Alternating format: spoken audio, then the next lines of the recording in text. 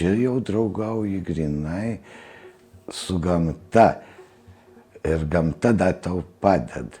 Esu Jonas Dragūnas, ūkininkauti pradėjau 89 metais pagal valstiečių ūkininką įstatymą. Aš kompostą vertinu daug vertingesnį skaitau, nes kaip pavyzdys kompostą užvarai, aš kaip sakau žemaitiškai užvarai, užkratai ant lauką, kaip pavyzdys ant hektarą, ar toną, ar 10 tonų, ar 20 tonų.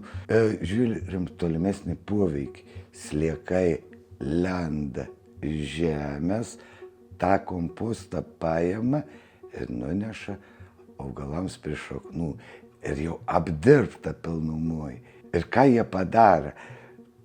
Išpurent dirvą.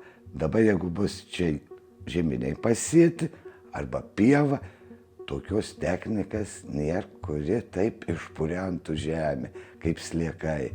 Ir yra kompostas, tai gamtos sukurtas kūrinys, kaip pavyzdys, šieną padėjai kur nors lauke, šiaudus, maną kūną, zuikio kūną, bet ką padedi, laiką klausims tik tais yra per laiką į dujas jisai pavirst.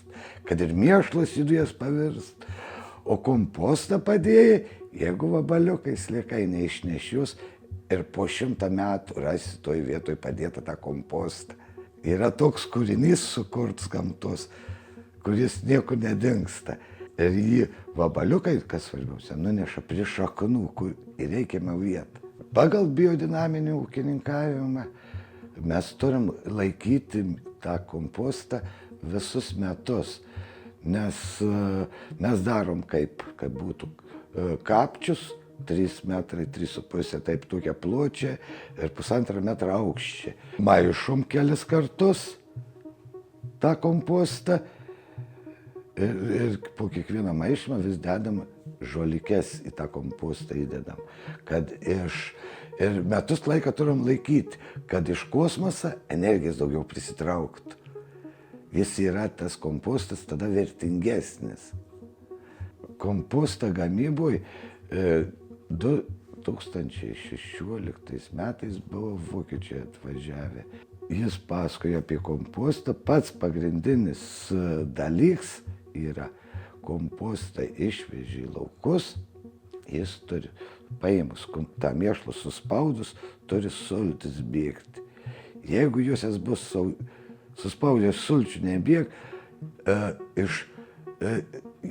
tas kompostas pradeda kaisti. Temperatūra irgi te galbūt iki 65 laipsnių. Jeigu jį didesnė temperatūra, kompostas suanglėja ir jau vabaliukams jis netinkams vėl.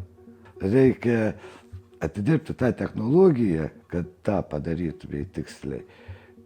Aš pirmą sykį, kai dirbau, išvežiau į tas kapčius, tus padariau musėt kovo pabaigoj, paskui užsniga net.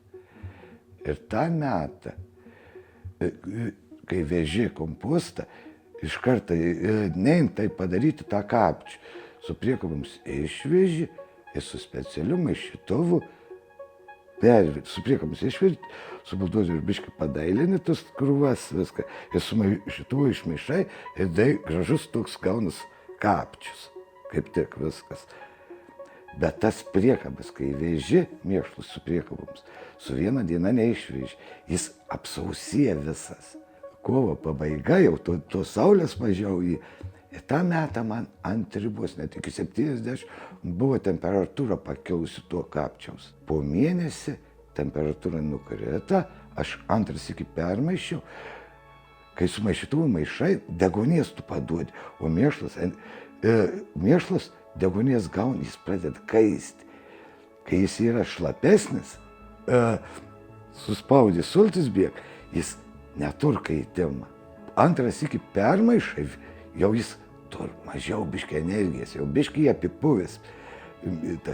Tada tik tais kažkur tai antras iki 55 kilo temperatūra. Trečias iki po mėnesį permaišėm mėšlus, jau kažkur tai iki 40 pakilo.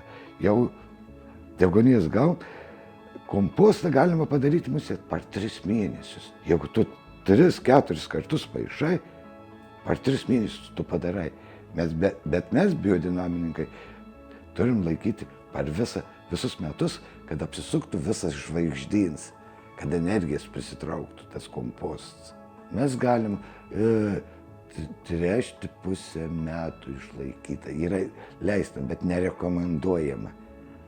Pažeidimą tada nebus. Bet pats pagrindas yra, jeigu nori gerą komposto kokybę, karvių mėšlas. Be karvių mėšlo nieko gero nebus.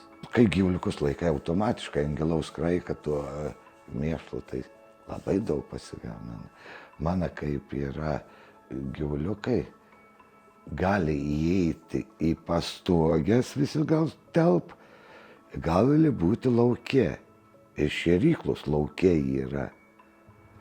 Lietus lyja, šiaudų privežiai ant to lauk, ant to aptvarą, kur gyvuliai yra.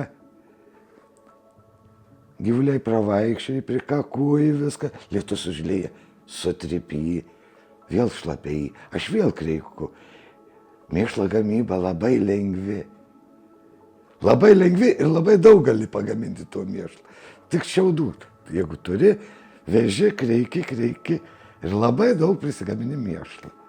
Bet kokį darbą dirbant, jeigu nori, kad jis gautus, turi šypsuotis. Turi šypsuotis bet kokį ir tau labiau sekas tada.